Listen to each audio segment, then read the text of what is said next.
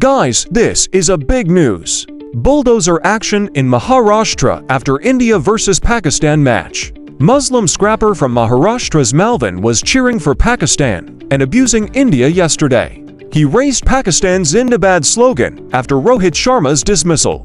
Today, Fadnavis Govt administration demolished his illegal shop.